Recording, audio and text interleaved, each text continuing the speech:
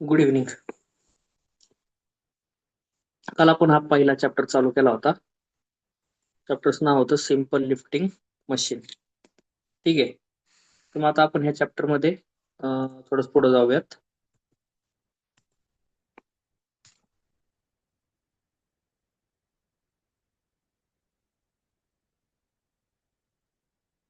ठीक आहे. स्टार्टिंगला काय पाहिलं होतं आपण का सिम्पल लिफ्टिंग मशीन म्हणजे काय काय होतं. सिम्पल लिफ्टिंग मशीन म्हणजे की आपल्याला जर का खालून हेवी लोड्स लिफ्ट करायचं आहे आणि एफर्ट कमी लागलं पाहिजे ने अशा मशिनीला आपण कसल्या मशिनरीज म्हणतो, सिम्पल लिफ्टिंग मशीन म्हणतो. ठीक आहे. मग आता सिम्पल लिफ्टिंग मशीनचं पर्पज काय होतं की माणसाचे एफर्टचे ते कमी करायचे, नंतर हेवी लोड सेफली उचलायचा, देन डायरेक्शन जी फोर्सची ती काय करायची, चेंज करायची. त्यात एक्झाम्पल सिम्पल पुली जे तुम्हाला मी सांगितलं की ही बिल्डिंग आहे, बिल्डिंगच्या वर इथं आपल्याला इथं अशा प्रकारचे आपण पुलीची अरेंजमेंट केली आहे आणि बाय युझिंग दोरखंड रस्सी त्याचा वापर करून आपल्याला काय करायचंय की ह्या ज्या ब्रिक्स आहेत त्या वर आणायच्या आहेत. तर आपल्याला काय करावं लागणार आहे, इथं एक गोष्ट लागणार आहे ती म्हणजे काय असणार आहे, एफर्ट. आणि ह्याचं जे वजन आहे ते म्हणजे काय असणार आहे, लोड. आणि आपल्याला ह्या बाय युझिंग पुली ह्या लोडला काय करायचंय, लिफ्ट करायचंय. ओके. हे आपल्याला काल आपण पाहिलं होतं. त्याचे एक्झाम्पल का सिंपल पुली, व्हील अँड ऍक्सेल, नंतर स्क्रू जॅकचं सुद्धा एक्झाम्पल तुम्हाला सगळ्यांना माहिती होतं. नंतर डिफरन्शियल पुली बॉक आणि वॉर्मिल आणि लिव्हर. ओके, ठीक आहे.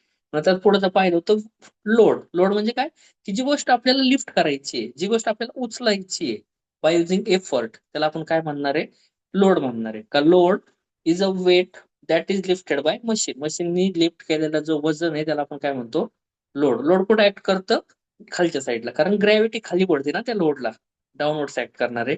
नंतर लोड काय असणार आहे, नेहमी एफर्ट पेक्षा जास्त असणार आहे. आणि लोड आपण कशाने दाखवणार आहे, ह्या डब्ल्यूने दाखवणार आहे. लोडचं युनिट पण काय आहे, न्यूटन हे लोडचं काय आहे, युनिट आहे. ओके. नंतर आपण लोड नंतर पाहिलं होतं एफर्ट. एफर्ट काय असतं, आता जर आपल्याला तो लोड वाढायचा आहे बाय युझिंग ती पुली मशीन, तर आपल्याला काहीतरी त्याला फोर्स द्यावा लागेल.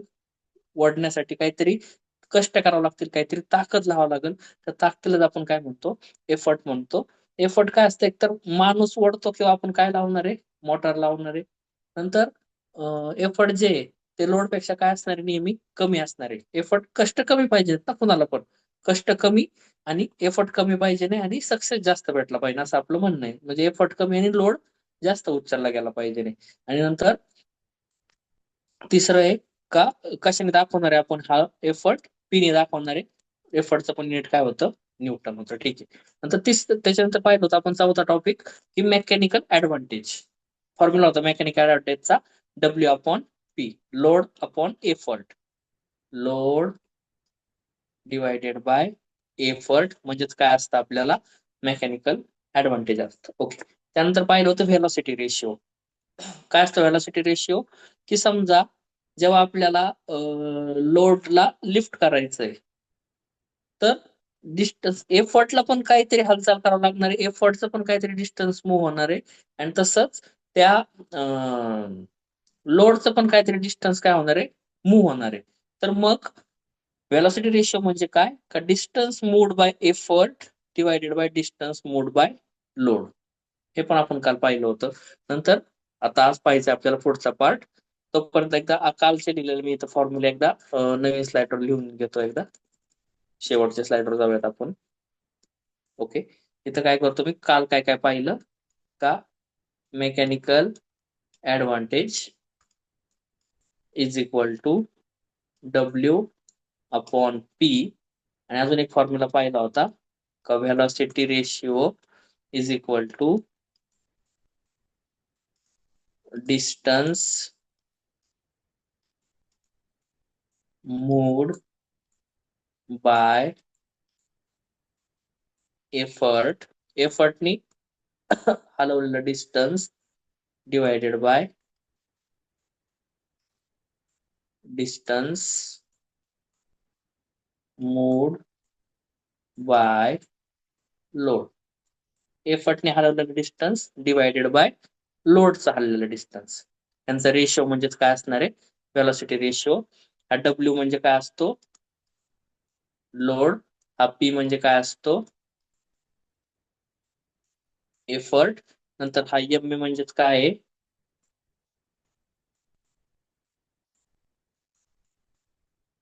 Mechanical advantage. आणि हा व्ही आर म्हणजे काय आहे?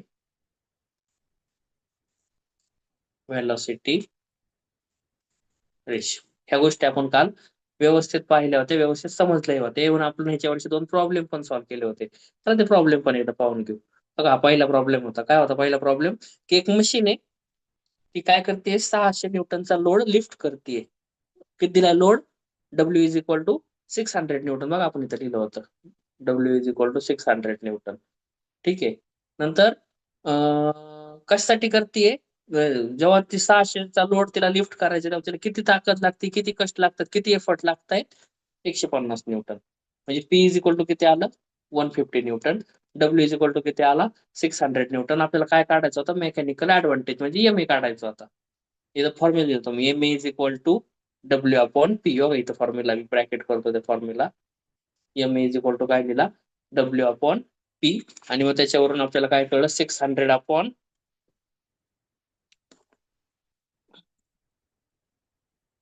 600 अपॉन 150 केलं. 600 अपॉन 150 केलं, आपल्याला काय भेटलं? M A is equal to किती भेटला होता? 4 भेटला होता. आठवतंय का एकाल प्रॉब्लेम सोडवलेला? थंब टाका.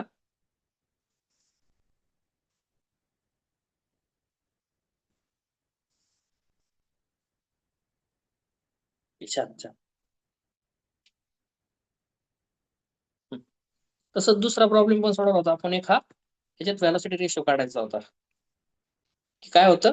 का एक मशीन आहे, लिफ्टिंग मशीन आहे. तिचं काय आहे का, तिचे जे एफर्ट जे मूव्ह करताय ते 2.5 मीटरने मूव्ह करताय एफर्ट. आणि त्याचा जो लोड आहे तो 0.5 मीटरने मूव्ह करतोय. तर त्याचा आपल्याला व्हेलॉसिटी रेशो काढायचा होता.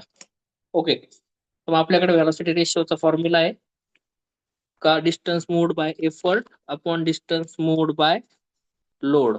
मग 2.5 अपॉन 0.5 केलं की ते आन्सर आलं त्याचं 5 आन्सर आलं होतं.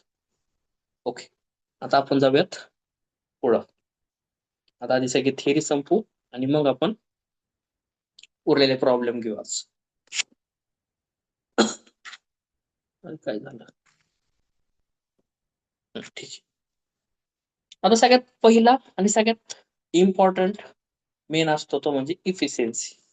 आता आता आता आधी इफिशियन्सीची कन्सेप्ट समजून सांगतो मी तुम्हाला. ओके. इफिशियन्सी म्हणजे काय माहिती का?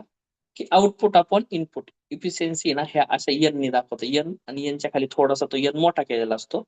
इफिशियन्सी इज इक्वल टू असतं आउटपुट अपॉन इनपुट. ओके. म्हणजेच म्हणजेच कोणत्याही गोष्टीचं जर का आपल्याला आउटपुट पाहिजे असेल तर आपल्याला काहीतरी काय द्यावं लागतं? इनपुट द्यावं लागतं. आणि ह्या दोघांच्या रेशिओलाच आपण काय म्हणतो? इफिशियन्सी म्हणतो. इफिशियन्सी म्हणजे की आपण किती चांगल्या प्रकारे एखादं काम करू शकतो हे जर मोजायला जे आपण शब्द वापरतो त्याला आपण म्हणतो इफिशियन्सी. एक चला एक एक्झाम्पल म्हणून सांगतो तुम्हाला की समजा आपली गाडी टू व्हीलर. टू व्हीलरला जर का इनपुट दिलं नाही म्हणजे पेट्रोलच टाकलं नाही टू व्हीलर मध्ये, टू व्हीलर चालणार आहे का? टू व्हीलर वर्क करणार आहे का? टू व्हीलर आउटपुट देणार आहे का आपल्याला तिचं काम करून? नाही करणार. त्यामुळे कोणत्याही गोष्टीकडून वर्क काढून घ्यायचं असेल, आउटपुट पाहिजे नसेल तर आपल्याला इनपुट द्यावंच लागतं. अजून आता तुमच्यातले एक्झाम्पल देतो. तुम्ही जर काय एक्झामला अभ्यासच केला नाही म्हणजे इनपुटच दिलं नाही, अभ्यासच केला नाही म्हणजे इनपुटच दिलं नाही, तर तुम्हाला पेपर लिहिता येणार आहे का? नाही येणार आहे. म्हणजे तुम्हाला काय भेटणार नाहीये? आउटपुटच भेटणार नाहीये. ओके. मग ह्यालाच आपण काय म्हणतो? इफिशियन्सी म्हणतो.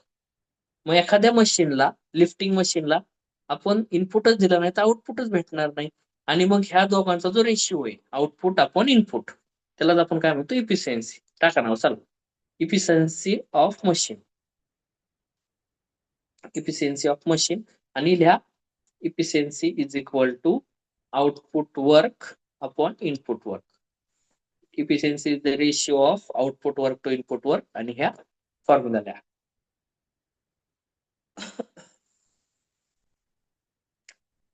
एवढं झालं तेवढंच लिहा. मी तिथपर्यंत ते फॉर्म्युला ब्रॅकेट केला तिथपर्यंत असल्या त्याच्या खालचा भाग मला सांगायचा आहे अजून.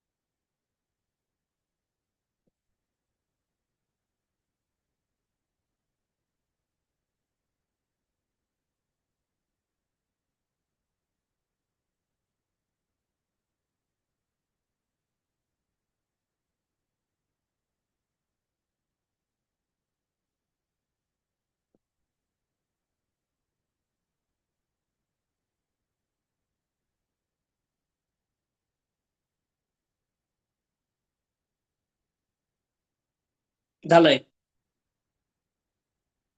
ओके. आता मला सांगा जी आपली लिफ्टिंग मशीन आहे त्याच्यासाठी आउटपुट म्हणजे काय? आउटपुट म्हणजे काय? का लोड जो आहे लोड म्हणजे डब्ल्यू आहे तो काय होणे लोड मूव्ह झाला म्हणजे काय झालं आपल्यासाठी आउटपुट भेटलं. आणि इनपुट काय आहे? इनपुट म्हणजे काय दिल्यावर आपल्याला आउटपुट भेटणार आहे? जेव्हा आपण एफर्टला मूव्ह करणार आहे एफर्टला मूव्ह करणार आहे तेव्हा जाऊन आपल्याला काय भेटणार आहे? हा आउटपुट भेटणार. बरोबर आहे का? अरे जर का आपल्या लिफ्टिंग मशीनला आपण इनपुटच दिलं नाही, जर का आपण एफर्टच केलं नाही, जर का आपण ताकद लावून ते ओढलंच नाही तर लोड उचलला जाणार आहे का? नाही उचलला जाणार. ओके. तर मग माझं म्हणणं तेच आहे की जे इनपुट आहे आपल्या लिफ्टिंग मशीन ज्याच्या आपला चॅप्टरचं नाव आहे त्याचं इनपुट म्हणजे काय आहे? का एफर्ट काय झाला पाहिजे नाही मूव्ह झाला पाहिजे नाही. ओके. एफर्ट मूव्ह झाला पाहिजे नाही. आणि मग त्याच्यावर आउटपुट काय भेटणार आहे आपल्याला? की आपला जो लोड आहे तो सुद्धा काय होणार तिथं मूव्ह होणार. एफर्ट जर का मूव्ह झाला तर लोड सुद्धा काय होणार मूव्ह होणार आहे. मग तेच लिहिलंय का आउटपुट वर्क म्हणजे काय? Load into distance moved by load.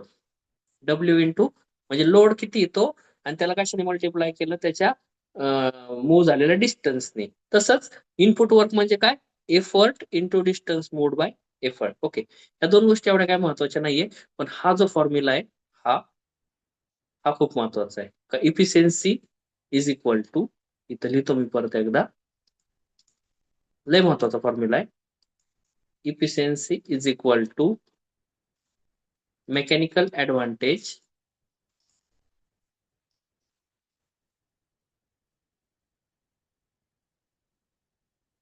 Mechanical advantage divided by velocity ratio.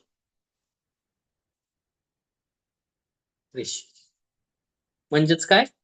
Efficiency is equal to M A upon V R. M A upon V R, mechanical advantage upon velocity ratio. हा formula हा नाही, ह्याच्यापेक्षा अगर चला हाच लिहा, मग त्याला आपण पर्सेंटेज मध्ये काढायचं म्हणजे आपण त्याला 100 ने मल्टिप्लाय करणार ते नंतर पाहू. हा फॉर्म्युला एकदम व्यवस्थित लिहा. एफिशियन्सी म्हणजे असतं M A upon V R, mechanical advantage divided by velocity ratio. एकदम व्यवस्थित लिहा. त्याला चौकोन बिकोन स्टार हॅश टॅग काय टाकायचं ते टाकून ठेवा. 4 मार्काला प्रॉब्लेम येतो ह्या फॉर्म्युल्यावर.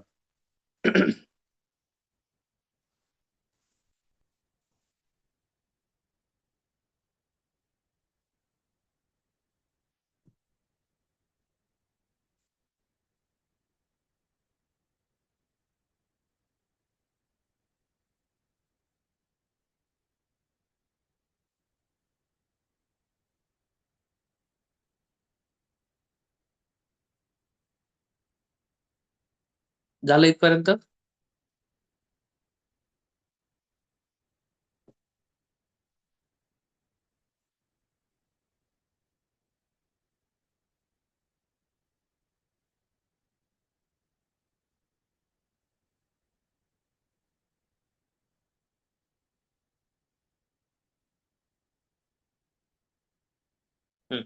ठीक आहे.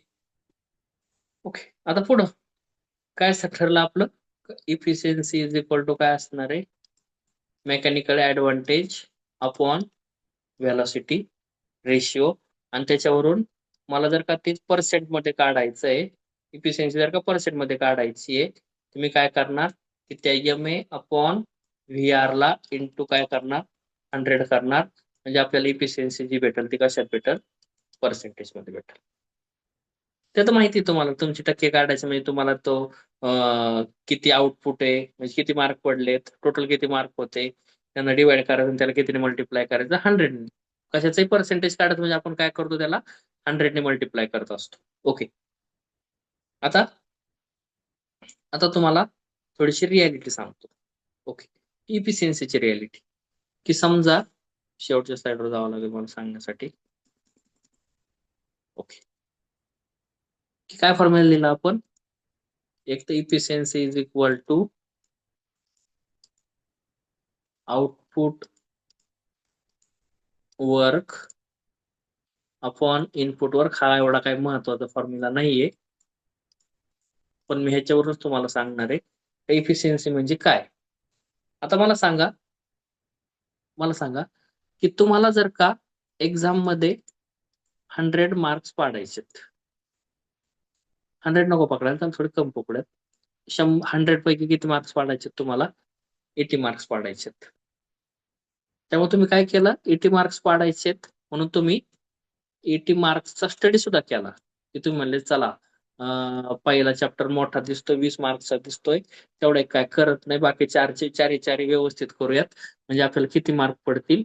80 मार्क्स पडतील. 80 मार्क्सचा काय केला तुम्ही? स्टडी केला. हा तुमचा 80 मार्क्स स्टडी म्हणजे काय झाला आपल्यासाठी? इनपुट. कारण आपल्याला आउटपुट पाहिजे नाही ना, आउटपुट जर पाहिजे नाही, 80 मार्क्स जर पडले पाहिजे नाही, तर आपल्याला काय करावं लागणार आहे? 80 मार्क्सचा स्टडी करावा लागणार आहे. पण पण बट बट पेपरमध्ये झालं काय, की 2-3 क्वेश्चन वेगळेच आले, जे तुम्हाला अपेक्षित होते तसे आले नाही, त्यामुळं तुम्हाला 80 मार्क पडले नाही. आणि मला सांगा, जर का तुम्हाला 80 मार्क पाहिजे नाहीत, तर तुम्ही 80 मार्कचा अभ्यास करून चालेल का? ऍक्च्युअल लाईफ मध्ये सांगा. तर बोला कोणतरी. 80 पेक्षा कमी करावं लागेल का जास्त करावं लागेल? जास्त. जास्तच करावं लागेल, बरोबर. म्हणजे जेव्हा तुम्ही 80 मार्क्सचा अभ्यास करताय, तेव्हा जाऊन तुम्हाला किती मार्क पडतायत? कुठेतरी जाऊन किती मार्क पडतायत? 65 मार्क्स पडताय. तुम्ही तर अभ्यास 80 मार्क्सचा केलता, तुम्ही इनपुट तर 80 मार्क्सचं दिलं, पण आउटपुट येताना काय आलंय? 65 मार्क्सचं आलंय. त्यामुळं ह्याच्यावर एक गोष्ट समजती का आउटपुट हे नेहमी कमी असतं कशापेक्षा? इनपुट पेक्षा. कारण कुठं ना कुठं कशाचा ना कशाचा काय होत असतो? लॉस होत असतो. ओके, इनपुट पेक्षा आउटपुट काय असणार आहे? नेहमी लहान असणार आहे. आता परत एकदा आपल्या इफिशियन्सीकडे येऊयात. इथं आलो आपण इफिशियन्सीकडे. हे बघा, इथं काय सांगितलंय बघा खालचं important points. Efficiency of real machine, खऱ्या कारच्या ज्या मशीन आहेत त्या ऑलवेज काय असणार आहे? Less than 100%. 100% असणार नाही. 80 मार्काचा अभ्यास केल्यावर मार्क नेहमी 80 पेक्षा काय पडणार आहे? कमीच पडणार आहे. 80 मार्क पडणार नाही. 100% इफिशियन्सी असणार नाही, कधीच नाही. रिअल मशीनची. आणि हे कशामुळे होणार आहे? आता आपल्या ह्याच्यामध्ये बोलू आपण, कशामध्ये? लिफ्टिंग मशीन मध्ये जर का पाहिलं, तर 100% कशामुळे असणार आहे? कारण आहे ना, फ्रिक्शन होणार आहे, आणि फ्रिक्शन मुळे काय होणार आहे? घासल्या जाणार आहे दोरी वगैरे, त्या पुलीला घासल्या जाणार आहे, आणि त्याच्यात काय होणार आहे? काही ना काही एनर्जीचा काय होणार आहे? लॉस होणार आहे. त्यामुळे आपल्याला 100% इफिशियन्सी कधीच भेटणार नाही. ओके, तुम्ही इफिशियन्सीचा फॉर्म्युला दिला सगळ्यांनी? इफिशियन्सीचा फॉर्म्युला दिला सगळ्यांनी? Efficiency formula. ओके, ठीक. पुढे जाऊयात आपण. आता आयडियल म्हणजे एक इमॅजिनरी मशीन आहे. आपण एक इमॅजिन केलं की हा अशी एक मशीन आहे ज्याची इफिशियन्सी किती आहे? 100%. ऍक्च्युअल मध्ये हे पॉसिबल नाहीये. काय लिहिलं बघा खालचा 3 नंबरचा पॉईंट. ही जी आयडियल मशीन आहे, आयडियल मशीन त्या आयडियल मशीनची इफिशियन्सी किती असणार आहे? इफिशियन्सी किती असणार आहे? 100% असणार आहे. आणि हे काय आहे? Not possible in practice. खरं खरं पाहायला गेलं तर 100% इफिशियन्सी पॉसिबल नाहीये. पण आपल्याला कन्सिडर करायचे की अशी एक मशीन आहे की जिची इफिशियन्सी किती आहे? 100% आहे. आणि आपण त्यामध्ये त्या मशीनला कसलं मशीन म्हणतोय? आयडियल मशीन म्हणतोय. इथं काय दिलं बघा. An ideal machine is hypothetical machine. बघा शब्द आला हायपोथेटिकल, म्हणजे इमॅजिनरी. म्हणजे गृहीत केलंय आपण की अशी एक मशीन आहे, आयडियल मशीन आहे, अशी मशीन आहे ज्याच्यात काय नाही होते? फ्रिक्शन होत नाहीये. फ्रिक्शनच होत नाही अजिबात, घासल्याच जात नाही मशीन. तसं काय होतंय? एनर्जीचा लॉस पण होत नाही. फ्रिक्शन होत नाही, एनर्जीचा लॉस होत नाहीये. इफिशियन्सी किती असतीये? 100% असतीये. आणि 100% असतीये. आणि जेव्हा इफिशियन्सी 100% आहे म्हणजे एन इज इक्वल टू काय फॉर्म्युला होता? M upon A, M A upon V R into 100% मध्ये आहे ना, म्हणून 100 घेतलं. तर इफिशियन्सी किती दिली आपल्याला? 100. 100 is equal to M A upon V R is into 100. आता 100 इकडे मल्टिप्लाय करतोय, हा मल्टिप्लाय. इकडे जाऊन काय करेल तो? डिवाइड करेल. म्हणजे आपल्याला काय भेटेल? का 100 upon 100 is equal to M A upon V R. या 100 ला 100 काय झाला? Cancel. 1 is equal to M A upon V R. V R इकडे डिवाइड करतो, इकडे जाऊन मल्टिप्लाय झाला, म्हणजे आपल्याला भेटलं V R is equal to M A. म्हणजेच आयडियल मशीन मध्ये काय असणार आहे? मेकॅनिकल ऍडव्हान्टेज आणि व्हेलॉसिटी रेशो दोघं कसे असणार आहेत? इक्वल असणार. पॉसिबल आहे का? नाही. कारण मेकॅनिकल ऍडव्हान्टेज म्हणजे झाला आउटपुट आणि व्हेलॉसिटी म्हणजे झाला इनपुट. दोघं इक्वल असणार नाहीयेत, दोघं इक्वल नसणार आहेत. आणि दोघं जर इक्वल असणार आहेत तर तेव्हा इफिशियन्सी किती असणार आहे? 100%, जे की असणं पॉसिबल नाही. ओके, समजलं आयडियल मशीन. आयडियल मशीनवर क्वेश्चन येतो की एक्सप्लेन अबाउट आयडियल मशीन. 2 मार्काचा क्वेश्चन येतो. तर एवढं लिहायचं काय? आयडियल मशीन कसली मशीन आहे? Hypothetical machinery. हायपोथेटिकल शब्द नाही लक्षात राहते, इमॅजिनरी शब्द लक्षात राहील. ओके. का? आयडियल मशीन ही कसली मशीन आहे? एक इमॅजिनरी मशीन आहे ज्याच्यात काय नसतो? फ्रिक्शन अजिबात होत नाही. फ्रिक्शन नाही म्हणजे एनर्जीचा काय होत नाही? लॉस पण होत नाही. मग फ्रिक्शन नाही, एनर्जीचा लॉस नाही, त्यामुळे इफिशियन्सी किती असणार आहे? 100%. जेवढं इनपुट द्या तेवढं आउटपुट भेटणार. हे झालं आयडियल मशीनची इफिशियन्सी. ओके. मग आयडियल इफिशियन्सी 100% आहे, म्हणून आपल्याला काय भेटलं? का एम इज इक्वल टू काय असणार आहे? व्ही आर असणार आहे. आणि ऍक्च्युअल मध्ये पाहायला गेलं की आयडियल मशीन हे रिअल लाईफ मध्ये पॉसिबल नाही.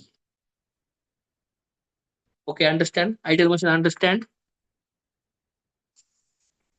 आयडियल मशीन समजलंय का? बाकीच्यांना नाही समजलं का? हॅलो.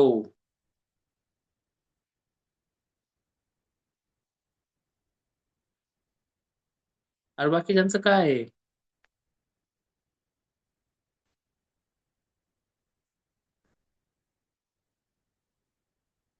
विराज, विराज आहे का विराज?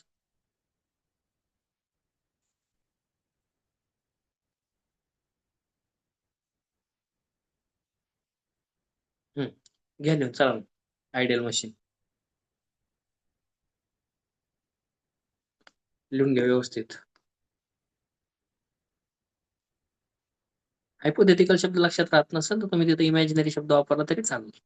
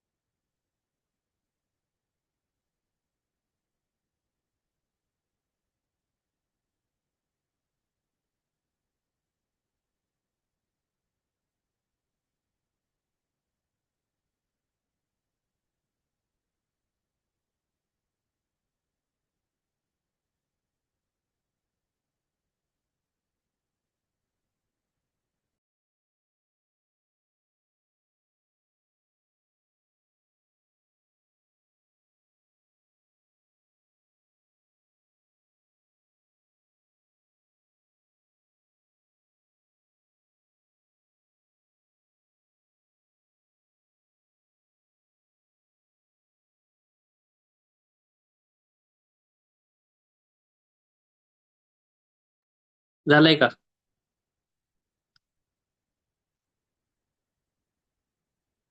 ओके. आता रिव्हर्सिबल मशीन आणि नॉन रिव्हर्सिबल मशीन, दोन्ही मशीन समजून घ्या आधी. की रिव्हर्सिबल मशीन म्हणजे काय? की समजा समजा परत एकदा आपण आपल्या इमारतीवर जाऊयात. इमारतीवर आलो. इथे ही पुली आहे. इथून खालून आपल्याला हे उचलायचंय. ओके. आणि इकडून असा हा एफर्ट लावलाय. ठीक आहे. नंतर मग आपलं काम झालंय. आता आता ही जी पुली आहे ती इथं आलेली आहे. आपण त्या विटा खाली करून घेतलेल्या आहेत. आणि आता इथं फक्त असा मोकळा ट्रे शिल्लक राहिलेला आहे, की ज्याच्यात बांधून आपण त्या विटा वर उचलल्या होत्या, ज्याला बांधून आपण त्या विटा काय केल्या त्या वर उचलल्या होत्या. तर आता जेव्हा मला ते जे हे भांड आहे ते खाली टाकायचंय, त्यासाठी कसल्या एफर्टची गरज आहे का? तुमच्याकडून उत्तर अपेक्षित आहे. नाही. कसलाच एफर्टची गरज नाहीये. का? कारण ते ऑटोमॅटिकली काय होणार आहे, त्याच्या खाली जाणार आहे. तर ह्यालाच आपण म्हणतो रिव्हर्सिबल मशीन. की काय? की जेव्हा लोड मूव्ह डाऊनवर्ड ऑटोमॅटिकली, तो जो लोड आहे तो डाऊनवर्ड कसा जातोय? ऑटोमॅटिकली जातोय. कधी जातोय? जेव्हा आपण काय करतोय, एफर्ट काढून घेतोय. आपण वढलं, आपलं काम केलं, आपण ते सगळ्या ब्रिक्स काढून घेतल्या आणि एफर्ट सोडून दिले. सोडून दिलं मी लिटरली, ती जी रस्सी होती ती काय केली? सोडून दिली. काय होणार आहे? त्याचा लोड काय होणार आहे? तो ऑटोमॅटिक विदाउट एनी एफर्ट्स काय होणार आहे? तो खाली जाणार आहे. ह्यालाच आपण काय म्हणतो? Reversible machine. ओके. मग रिव्हर्सिबल मशीन मध्ये काय इफिशियन्सी काय असणार आहे? जास्त असणार आहे. नक्कीच जास्त असणार आहे. कशामुळे इफिशियन्सी जास्त असणार आहे? कारण निम्म कामच करावं लागतंय ना एफर्टला. जे फक्त लिफ्ट करण्यासाठीच एफर्टची गरज पडते. जेव्हा त्याला परत खाली जायचंय लोडला, तो ग्रॅव्हिटीमुळे आपोआप काय होतोय? खाली जातोय. त्याच्यामुळं आपली इफिशियन्सी काय होणार आहे? वाढणार आहे. इनपुट कमी दिलं तरी आउटपुट छान भेटतंय आपल्याला. एक साइडचं काम डायरेक्ट वाचतंय. इफिशियन्सी काय असणार आहे? Greater than 50%. नंतर फ्रिक्शन जे फ्रिक्शन ते काय असणार आहे? कमी असणार आहे फ्रिक्शन. बरोबर, फ्रिक्शन कमी, कारण इफिशियन्सी जास्त म्हणजे फ्रिक्शन कमी असणार आहे. आणि लोड जे आहे, ते मशीनला काय करतं? बरोबर ना, खाली जाताना ती पुली आपोआप आपोआप सर्कलवर फिरती ना. तर लोड हे मशीनला ड्राईव्ह करतं. एक्झाम्पल आत्ताच पाहिलं आपण, सिंपल पुली. कन्सेप्ट समजली रिव्हर्सिबल मशीनची?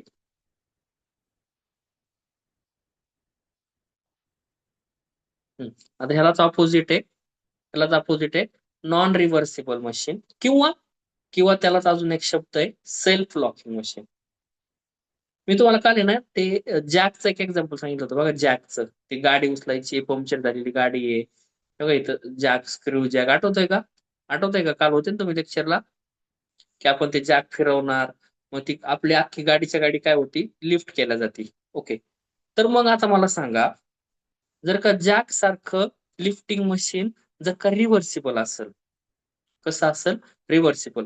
म्हणजे आपण फिरवताना त्याला एफर्ट दिला दिला दिला, फिरवलं फिरवलं, एफर्ट दिला, आपली गाडी लिफ्ट झाली आणि आपण एफर्ट काढून घेतले आणि गाडी लगेच रिटर्न आली. काय काम? काय त्या जॅकचं कामाला येणार आहे का? उपयोग आहे का काही त्याचा? नाही. मग ते काय होणार आहे? जेव्हा आपण एफर्ट काढून घेणार आहे, ते ज्या पोझिशनला आहे त्या पोझिशनलाच राहणार आहे. त्यामुळे त्याला आपण काय म्हणतो? Non reversible. ते रिव्हर्स येत नाही, ते आहे तिथंच राहतं. रिव्हर्सिबल म्हणजे रिव्हर्स येतं, नॉन रिव्हर्सिबल म्हणजे रिव्हर्स येत नाही. त्याला अजून एक शब्द काय आहे? Self locking machine. काय दिलंय? A self locking machine is one in which the load does not descend its own. म्हणजे लोड त्याच्या हिशोबाने परत जागेवर जात नाही जेव्हा आपण एफर्ट काढून घेतो तेव्हा. ओके. मग त्याची इफिशियन्सी कमी असणार आहे मात्र. काय असणार आहे? Less than or equal to 50. Friction जास्त असणार आहे. आणि पण मात्र एक चांगलं कॅरेक्टरिस्टिक आहे, का जेव्हा आपल्याला जास्त जड लोड उचलायचा आहे तेव्हा ते काय असणार आहे? सेफ असणार आहे. सेफ, एकदम सेफ. कारण जर का ते जॅक आहे, जॅक फिरवता फिरवता एक माणूस गाडीच्या खाली गेला आणि त्या जॅक फिरवणाऱ्याने एफर्ट्स काढून घेतले आणि ते रिव्हर्सिबल असतं जॅक. तर काय भावात पडलं असतं ते जॅक फिरवणं आणि तो लिफ्टिंग ती मशीन काय भावात पडली असती? सेफ असतं का ते विषय? नाही.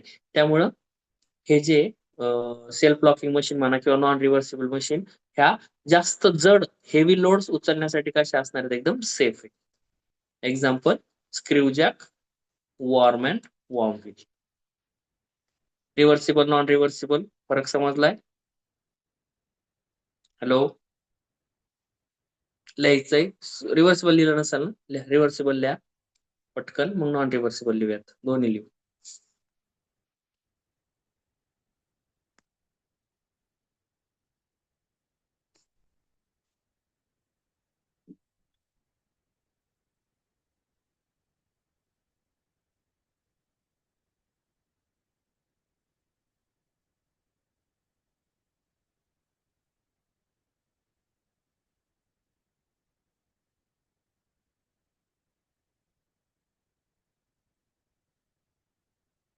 झालं का? थंब टाकत चला बरं का.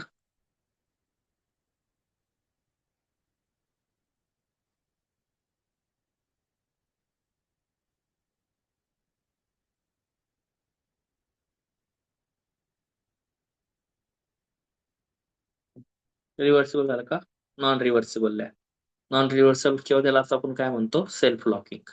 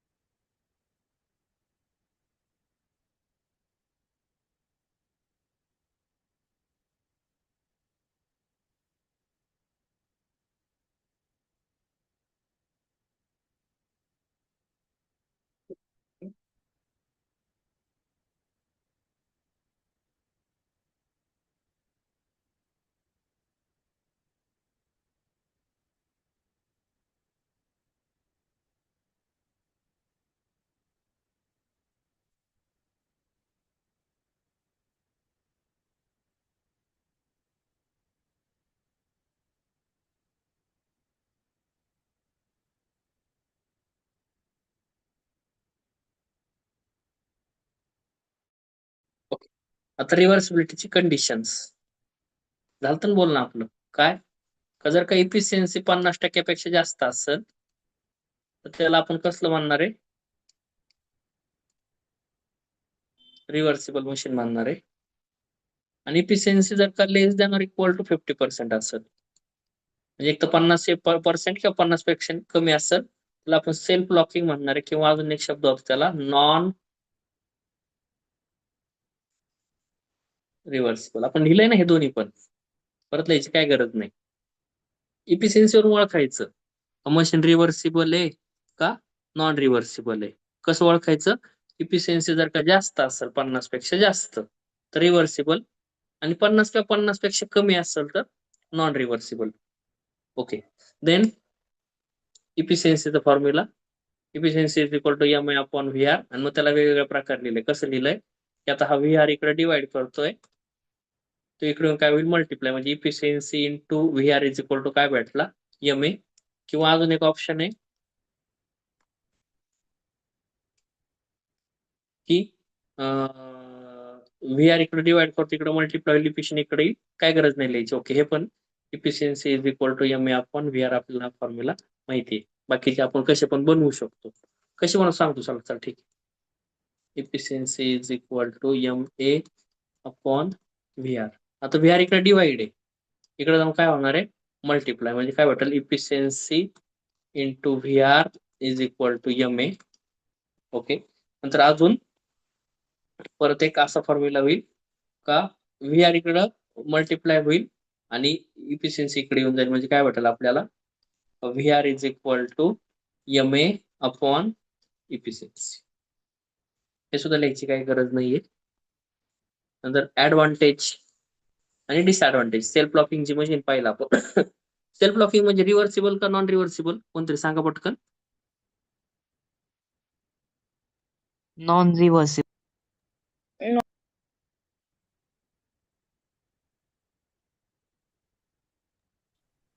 Non reverse.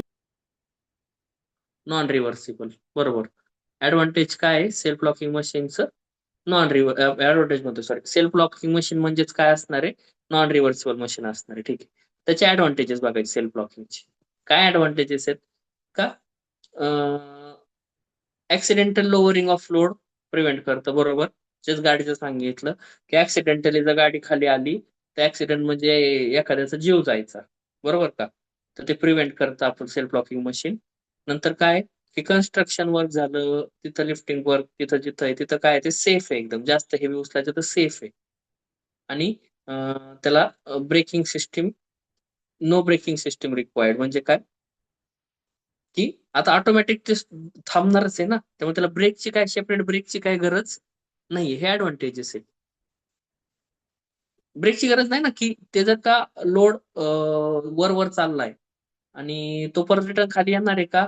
नाही येणार आहे. एफर्ट काढून जरी घेतले तर तो हाय तिथंच थांबणार आहे, बरोबर. त्यामुळे त्याला सेपरेट ब्रेकची काही गरज नाही. ओके, हे ऍडव्हान्टेज.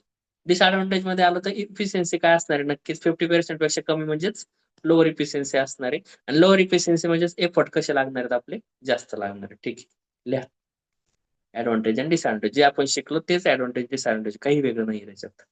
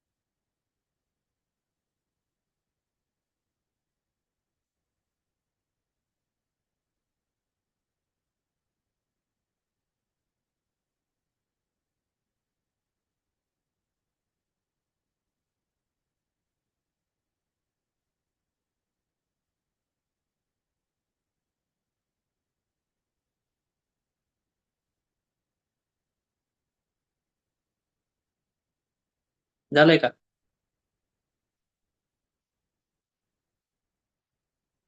हम्म. आता प्रॉब्लेम आहे फक्त आज इथून पुढं. झालंय का रे? नाही झालं, होते होते होते.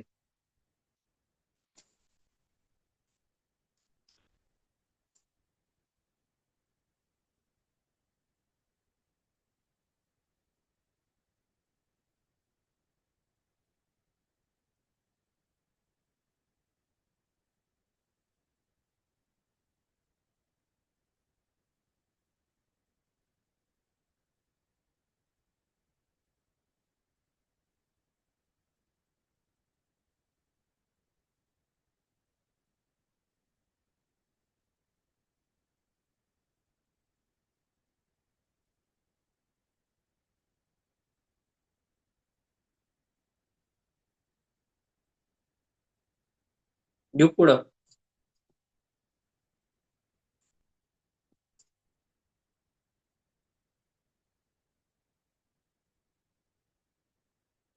हॅलो,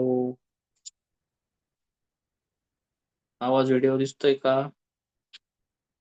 आवाज येतोय का? व्हिडिओ दिसतोय का? जायचंय पुढं.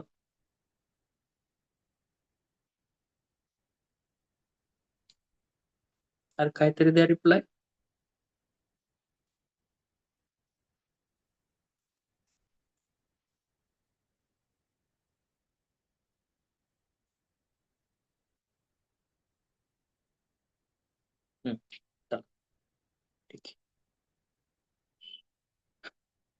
प्रॉब्लेम पाहूया. चला काय दिलंय बघा. A machine has mechanical advantage 4 and velocity ratio 5. Find the efficiency. Okay.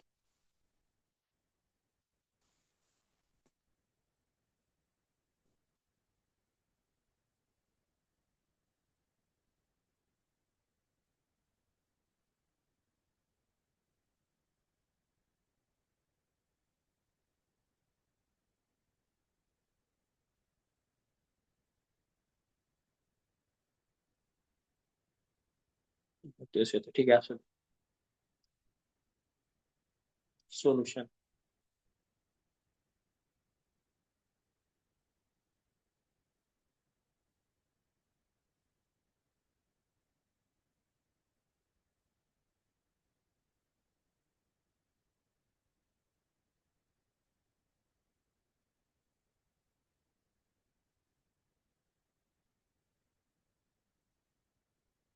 की आपल्याला काय दिलेलं आहे. Given data. मेकॅनिकल ऍडव्हान्टेज म्हणजेच काय असतो. M A is equal to दिलाय 4. नंतर व्हॅलोसिटी रेशिओ म्हणजेच V R is equal to दिलाय 5. एम इज इक्वल टू 4 दिलाय, V R is equal to 5 दिलाय. आणि आपल्याला काय कॅल्क्युलेट करायची आहे. इफिशियन्सी इज इक्वल टू काय फॉर्म्युला आहे. M A upon V R. आणि आपण काढतानाच कशात काढू तिला पर्सेंटेज मध्ये. त्यामुळे ह्याला इंटू काय करून टाकू 100 करू.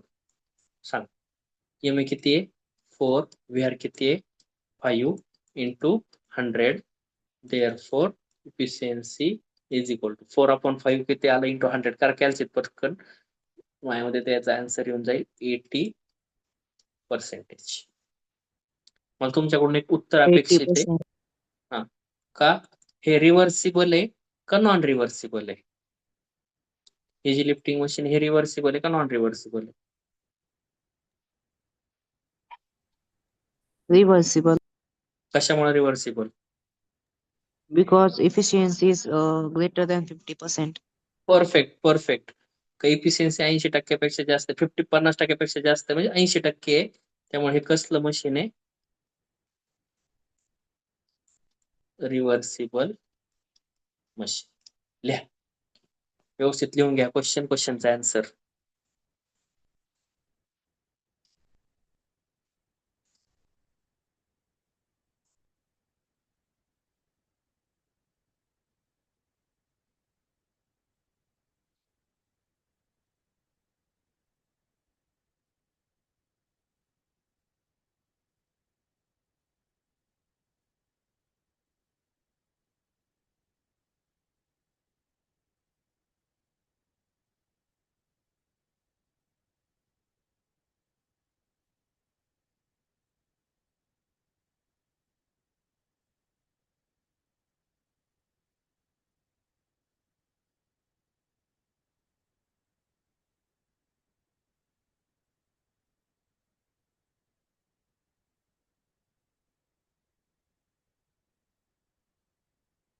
झालंय का.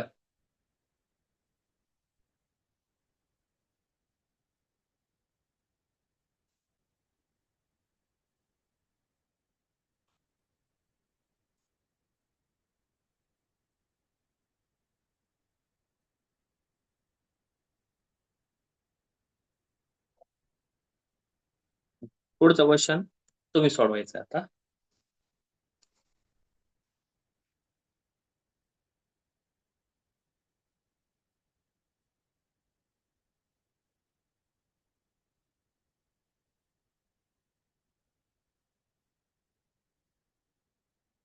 पुढचं क्वेश्चन सोल्युशन. एक मिनिट एक खोडतो मी.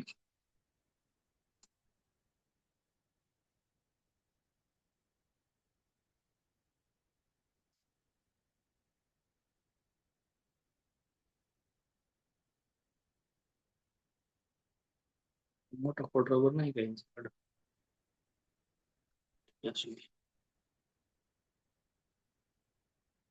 क्वेश्चन सोडायला लिहून घ्या. सोडायला चालू करा.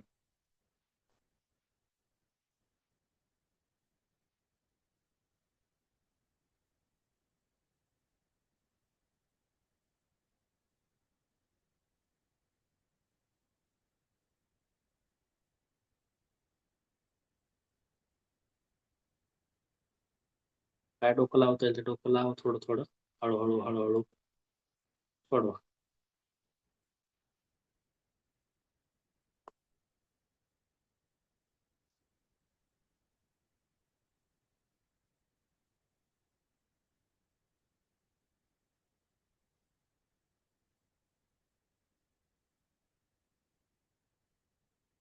मला आन्सर सांगा, नाही जमलं तर मी सांगतोच.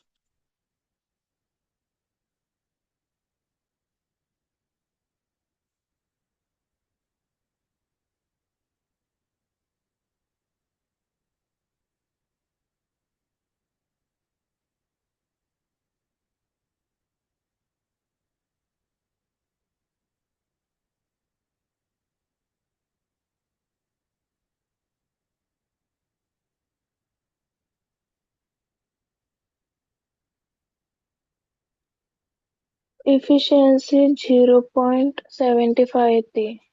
दिलेलीच आहे तेवढीच.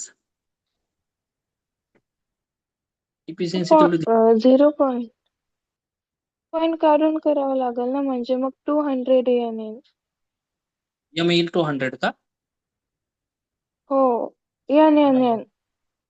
नाही नाही नाही, चुकतंय काहीतरी. 6 येईल, एम ए 6. मेकॅनिकल ऍडवाइस 6 यायला पाहिजे. MS6 आला आणि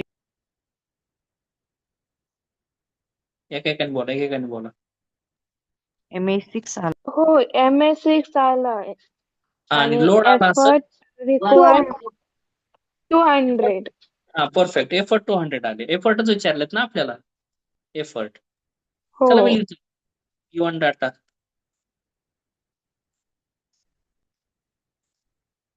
गिवन डाटा काय दिलेलं आहे आपल्याला? VR दिलेला आहे. VR is equal to 8. नंतर इफिशियन्सी दिलेली, इफिशियन्सी इज इक्वल टू 75%.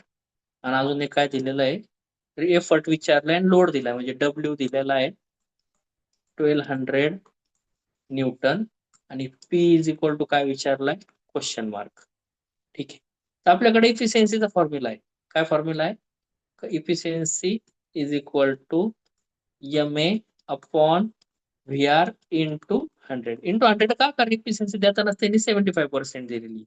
ठीक आहे, मग 75 इज इक्वल टू MA नाही, MA तर माहित नाही आपल्याला. ओके, MA अपॉन VR किती आहे, 8 इंटू 100.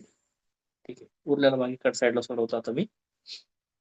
मग काय होईल आता, आता हा 8 जो आहे तो डिवाइड करतोय, इकडं मल्टिप्लाय करल, 100 इकडं मल्टिप्लाय करतोय, तिकडे जाऊन काय करल, डिवाइड करल. ओके, मग काय होईल, 75 into 8 divided by 100 is equal to MA. आता हे जर का कॅल्क्युलेटर मध्ये केलं तर आपल्याला भेटलं mechanical advantage is equal to 6. आलता वाटतं 6 ना तुमचा?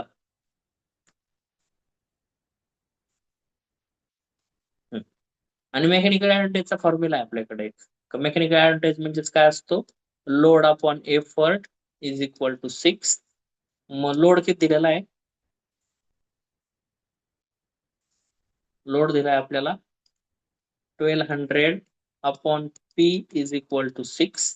आता P इकडे डिवाइड करतोय, इकडे जाऊन काय करत, मल्टिप्लाय, म्हणजे आपल्याला भेटत जाईल 1200 is equal to 6 into P. 6 इकडे येऊन डिवाइड होऊन जाईल. ओके, मग काय भेटेल आपल्याला, एक मिनिट रबर घेतो आणि एक फोडतो मी.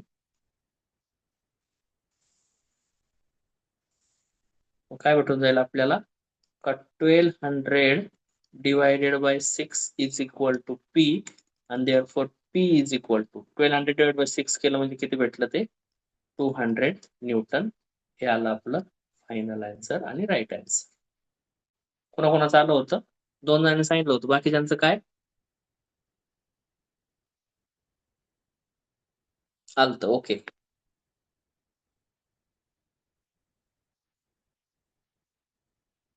ठीक आहे, छान छान छान.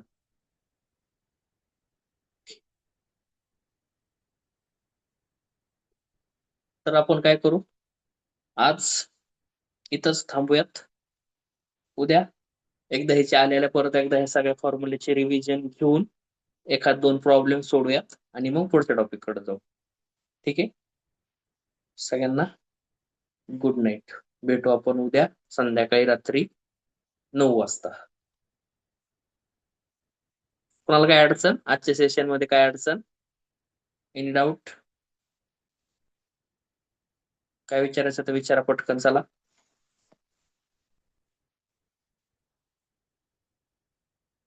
सगळं ओके एकदम?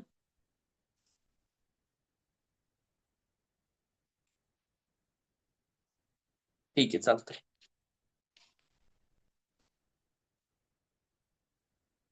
घ्या लिहून, ज्यांचं राहिले त्यांनी लिहून घ्या. हो, गुड नाईट, गुड नाईट. भेटू आपण उद्या.